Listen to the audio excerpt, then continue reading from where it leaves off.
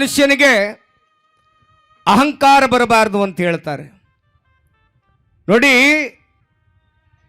ಮನುಷ್ಯನಿಗೆ ಯಾವುದೇ ಕಾಯಿಲೆ ಬಂದರೂ ವಾಸಿ ಮಾಡ್ಬೋದು, ಆದರೆ ಅಹಂಕಾರ ಬಂದರೆ ಅದನ್ನು ವಾಸಿ ಮಾಡೋಕ್ಕೆ ಯಾವ ವೈದ್ಯರಿಂದನೂ ಕೂಡ ಸಾಧ್ಯವಾಗುವುದಿಲ್ಲ. ಅದಕ್ಕೆ ಒಂದು ಉದಾಹರಣೆ ಅಂದರೆ,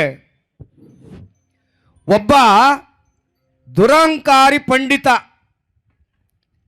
ದೋಣಿಯಲ್ಲಿ ಈ ಕಡೆಯಿಂದ ಆ ಕಡೆಗೆ ಪ್ರಯಾಣ ಮಾಡಬೇಕು. ದೋಣಿಯಲ್ಲಿ ಎತ್ತಿ ಕುಳಿತುಕೊಂಡ ಅಖಂಡ ಪ್ರಕಾಂಡ ಪಂಡಿತ ಅಹಂಕಾರಿ ಆ ದೋಣಿ ಓಡಿಸುವ ಅಂಬಿಗನಿಗೆ ಹೇಳ್ದ, ನೀನು ದೂರನೇ ಕೂತ್ಕೊಳ್ಳಪ್ಪ, ನನ್ನ ಮುಂದೆ ಸರಿ ಸಮಾನವಾಗಿ ಕೂರಬೇಡ, ನೀನು ಕೆಳಗೆ ಕುಂತ್ಕೊಂಡು ನೀನು ಹರಿಗೋಲನ್ನು ಹಾಕಬೇಕು, ನನ್ನ ಮುಂದ್ಗಡೆ ಕೂರಬಾರ್ದು.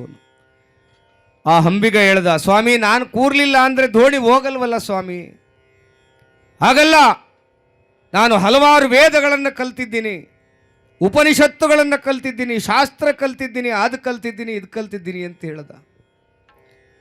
ಆಗ ಆ ಅಂಬಿಗ ಹೇಳ್ದ, ನೀವು ಕಲ್ತಿದ್ರೆ ಅದು ನಿಮಗೆ ಒಳ್ಳೆಯದು ಸ್ವಾಮಿ, ನಾನು ಕೂಲಿ ಮಾಡೋ ಜನ ನಿಮ್ಮಂಥ ಪುಣ್ಯಾತ್ಮನ ಕರ್ಕೊಂಡು ಹೋಗ್ತೀನಿ, 10 ರೂಪಾಯಿ ಕೊಡ್ತಾರೆ, ಈಸ್ಕೊಳ್ತೀನಿ, ನನ್ನ ಜೀವನ ಮಾಡ್ತೀನಿ. ಅದಲ್ಲ ಕಣಯ್ಯ ಅಂದ ಪಂಡಿತ. ಇನ್ನೇನು ಸ್ವಾಮಿ ನಿನಗೆ ಸಂಸ್ಕೃತ ಗೊತ್ತಾ? ಇಲ್ಲ ಸ್ವಾಮಿ. ಆಗ ಪಂಡಿತ ಹೇಳ್ದ, ನಿನ್ನ ಕಾಲು ಭಾಗ ಜೀವನನೇ ವೇಸ್ಟ್ ಆಗೋಯ್ತಲ್ಲಯ್ಯ. ಇನ್ನು ಸ್ವಲ್ಪ ದೂರ ದೋಣಿ ಹೋಯ್ತು.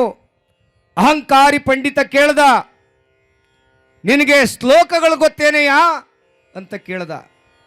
ಆಗ ಅಂಬಿಗೆ ಹೇಳ್ದ, ಇಲ್ಲ ಸ್ವಾಮಿ ನನಗೆ ಯಾವ ಶ್ಲೋಕನೂ ಗೊತ್ತಿಲ್ಲ, ನಾನು ಕೂಲಿ ಮಾಡ್ಕೊಂಡು ಜೀವನ ಮಾಡ್ತಾ ಇದ್ದೀನಿ.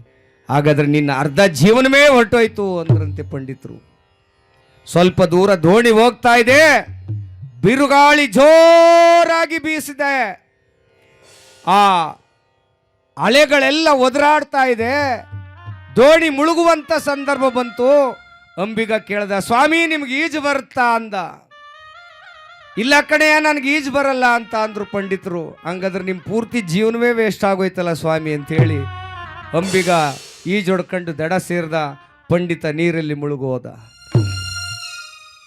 ಹೀಗೇಳಿ ಶಿಕ್ಷಣದ ಜೊತೆಗೆ ನಾವು ಬದುಕುವಂಥ ಅನುಭವದ ಪಾಠಗಳು ಬೇಕು. ಅನ್ನ ಎಲ್ಲಿ ಸಿಗುತ್ತೆ ಅಂತ ಅದನ್ನು ತಿಳ್ಕೊಂಡ್ರೆ ಮಾತ್ರ ಜೀವನ, ನಮಗೆ ಒಳ್ಳೆಯದೆಲ್ಲಾಗುತ್ತೆ ಅಂತ ತಿಳ್ಕೊಂಡ್ರೆ ಮಾತ್ರ ಜೀವನ. ಹಾಗಾಗಿ ನಾವು ಅಹಂಕಾರ ಪಡೋದು ಬೇಡ. ಅಹಂಕಾರ ಪಟ್ಟು ಏನು ಮಾಡಬೇಕಾಗಿಲ್ಲ. ಮಕ್ಕಳಲ್ಲಿ ಹೇಳೋದೊಂದೇ, ಅಹಂಕಾರ ಪಡಬೇಡಿ, ತಾಳ್ಮೆಯಿಂದ ಇರಿ ಮಕ್ಕಳೇ. ಜೀವನ ಅಂತಕ್ಕಂಥ ದೋಣಿಯಲ್ಲಿ ತಾಳ್ಮೆಯಿಂದಿದ್ದರೆ ಅಂಬಿಗ ನಮ್ಮ ದಡವನ್ನು ಸೇರಿಸ್ತಾನೆ.